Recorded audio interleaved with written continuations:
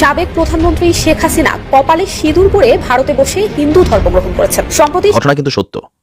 দর্শক, শেখ হাসিনা হিন্দু ধর্ম গ্রহণ করেছেন ভারতের রাজনৈতিক আশ্রয় পেতে বা নাগরিকত্ব পেতে। কারণ मैं हसीना से बहुत प्यार करता हूं, इसलिए मैंने सोचा कि जल्द ही उससे शादी कर लूंगा। এ বিষয়ে আরো খবর জানাতে দিল্লি থেকে সরাসরি যোগ দিচ্ছেন সহকর্মী ভাস্কর সরকার। প্রিয় দর্শক, অবাক করা কাণ্ড হচ্ছে, কিছু কিছু গুঞ্জন শোনা যাচ্ছে যে প্রধানমন্ত্রী শেখ হাসিনা নাকি নরেন্দ্র মোদীকে বিয়ে করেছে। এমন কিছু ভিডিও ভেসে আসছে অনলাইন জগতে। তো কিছু কিছু সময় যদি এটা সত্যি ধরা হয় তাহলে একবার ভেবে দেখছেন যে কি একটা অবস্থা হতে চলেছে দেশে। প্রধানমন্ত্রী যদি ক্ষমতার লোভে নরেন্দ্র মোদীকে বিয়ে করে তাহলে কি তার মান সম্মান বলতে কিছু থাকলো? সম্পূর্ণ ভিডিওটি দেখলে বুঝবেন যে আজকের ভিডিওটি কতটা গুরুত্বপূর্ণ হতে চলেছে। তাই ভিডিওটা ধৈর্য সহকারে দেখুন, তাহলে বুঝবেন প্রধানমন্ত্রী শেখ হাসিনা কি নরেন্দ্র মোদীকে আসলেই বিয়ে করেছে নাকি এটা সম্পূর্ণ গুজব। প্রধানমন্ত্রী ক্ষমতা পেতে তিনি ইন্ডিয়ায় আশ্রয় নিয়েছেন এবং এখনও তিনি যে সেখানেই আছেন এমন কিছু তথ্য ভেসে আসছে আমাদের সামনে। তাহলে কি মোদির সাথে আছে প্রধানমন্ত্রী শেখ হাসিনা? আপনাদের কি মনে হয়? অবশ্যই ধৈর্য সহকারে ভিডিওটি দেখুন, তাহলে বুঝতে পারবেন। গতকালকে থেকে এই ছবিটার সাথে সাথেই পুরো বাংলাদেশকে কাঁপাই দিছে। যারা সমালোচক আছেন তারা আরেকটু সমালোচনার সুযোগ পাচ্ছেন, আবার কেউ কেউ ভেবে নিচ্ছেন ঘটনা কিন্তু সত্য, আবার কেউ কেউ বলছেন যে না ভাই, ছবিটা এডিট করা, হতেই পারে না যে শেষ বয়সে আয়সা তিনি ইমান আমল সবকিছু বিসর্জন দিয়া হিন্দু ধর্ম গ্রহণ করেছেন। ভারতের গণমাধ্যমগুলো, ভারতের মিডিয়া প্ল্যাটফর্মগুলো বা ইনফ্লুয়েন্সাররা এই জিনিসটাকে আরও কয়েক গুণ আমজনতার কাছে বিশ্বাস করার জন্য তারা কিন্তু নানান ধরনের ভিডিও বানাচ্ছেন। দর্শক, শেখ হাসিনা হিন্দু ধর্ম গ্রহণ করেছেন ভারতের রাজনৈতিক আশ্রয় পেতে বা নাগরিকত্ব পেতে। কারণ বিশ্বের অন্য কোনো দেশ তাকে এই মুহূর্তে জায়গা দিচ্ছে না। এমন ধরনের নানান ক্যাপশনে নিউজটাকে ভাইরাল করা হয়েছে যে একটা ছবি, যেটা আপনার স্ক্রিনের এক অংশে দেখেছেন, যে শেখ হাসিনা কি হিন্দু ধর্ম গ্রহণ করেছেন আসলে। এবার আসুন আমরা দেখি ঘটনাটা কি। শেখ হাসিনা এই মুহূর্তে তিনি ভারতে অবস্থান করছেন, সেখান থেকে তার রাজনৈতিক কর্মকাণ্ড পরিচালনা করছেন। এখন হুট করে এই ছবিটা সামনে চলে আসছে যে কপালে সিঁদুর পরে, মানে তিলক নিয়া শেখ হাসিনা ভারতে হিন্দু ধর্ম গ্রহণ করেছেন দাবিতে এই ছবিটা ভাইরাল করা হয়েছে। তো আমরা দেখি যে এটা নিয়ে ইন্টারন্যাশনাল ফ্যাক্ট চেকার যারা, তারা কি বলছে। ফ্যাক্ট চেক করেছে এই ছবিটা নিয়ে যুক্তরাজ্য ভিত্তিক ভারতীয় ফ্যাক্ট চেক সংস্থা লজিক্যালি ফ্যাক্টস।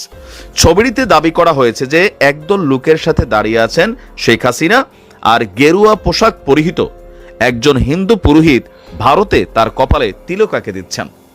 এর মাধ্যমে তিনি হিন্দু ধর্মে ধর্মান্তরিত হয়েছেন বলে দাবি করা হয়েছে।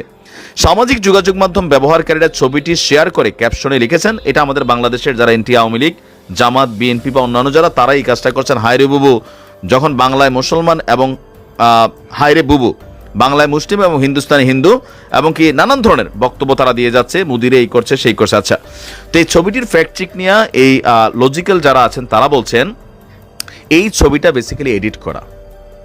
এই ছবিটি, মূল ছবিটি হচ্ছে 2022 সালের সেপ্টেম্বর মাসের। তো এখানে আসলে মূল ছবিটা কি ছিল বলা হয়েছে, ভারতের বিরোধী রাজনৈতিক দল কংগ্রেসের নেতা রাহুল গান্ধী আপনার কেরালা সফরে গিয়েছিলেন। সেই কেরালা সফরের সময় তার কপালে তাকে মানে সেখানে রিসিপশন করেছিল একদল পুরোহিত, আর তারা ওই রাহুল গান্ধীর কপালে একটা তিলক এঁকে দিয়েছিলেন। সেই তিলক আঁকা রাহুল গান্ধীর ছবিটাকে সরাই দিয়া সেইখানে শেখ হাসিনাকে বসানো হয়েছে। আপনার বলা হচ্ছে যে রিভার্স ইমেজ অনুসন্ধানে 2022 সালের 14 সেপ্টেম্বরে ভারতীয় বার্তা সংস্থা এএনআই এর একটি পোস্ট পাওয়া যায়। এএনআই এর পোস্ট আর্কাইভে আপনার দেখা যাবে এই ছবিটা, যেটা আমিও আপনাদের সামনে তুলে এনেছি। সেই ছবিতে রাহুল গান্ধীর ছবিটাকে সরাইয়া সেম টু সেম শুধু শেখ হাসিনার ছবিটা বসিয়ে দেওয়া হয়েছে। এখন এই ধরনের গুজবগুলা অনেকে এই মুহূর্তে বিশ্বাস করছেন, আবার অনেকে বিশ্বাস করছেন না। তবে এটা মনে রাখেন, এত আবার হয়তো একটা মানুষ হয় না যে ভাই মানে পুরা ধর্ম কর্ম ত্যাগ করে দিন শেষে আইসা আশ্রয়ের জন্য, এমনি তিনি আশ্রয় পাচ্ছেন, রাষ্ট্রীয় প্রটোকল পাচ্ছেন, ভালো ভালো খাচ্ছেন, খাবার খাচ্ছেন, ইভেন ভারত থেকে বসে সারা পৃথিবীতে রাজনীতি করার সুযোগ সুবিধা পাচ্ছেন। তো সেইখানে তিনি কেন হিন্দু ধর্ম গ্রহণ করবেন? এই ধরনের প্রচার ভয়াবহ বিপদের মুখে কি পড়তে যাচ্ছেন? নির্বিচারে নিজ দেশের ছাত্র জনতা হত্যার দায়ে অভিযুক্ত বাংলাদেশের ক্ষমতাচ্যুত সাবেক প্রধানমন্ত্রী শেখ হাসিনা আর স্বৈরাচার হিসেবে খ্যাত শেখ হাসিনাকে আশ্রয় দিয়ে ভারতকেই নিজেদের নানা বিপদ ও বিব্রতকর পরিস্থিতির মুখে ঠেলে দিয়েছে। নতুন করে আবারও এই প্রশ্ন উঠে এসেছে বাংলাদেশের অন্তর্বর্তী সরকারের পররাষ্ট্র উপদেষ্টা মোহাম্মদ তৌহিদ হোসেনের এক বক্তব্যের পর। শনিবার রয়টার্সকে দেয়া এক সাক্ষাৎকারে পররাষ্ট্র উপদেষ্টা জানান, শেখ হাসিনাকে ফেরত চাইতে পারে বাংলাদেশ। তিনি বলেন, শেখ হাসিনার বিরুদ্ধে অনেক মামলা দায়ের করা হয়েছে, তাই তাকে বিচারের মুখোমুখি করতে ফেরত চাওয়া হবে।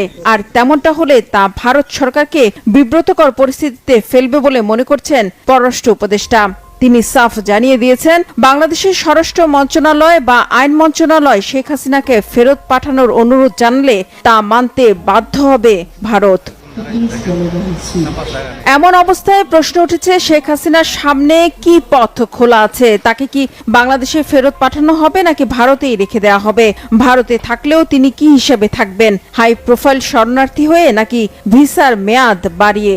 কিন্তু বাংলাদেশ সরকার তো শেখ হাসিনার লাল পাসপোর্ট বা কূটনৈতিক পাসপোর্ট বাতিল করেছে।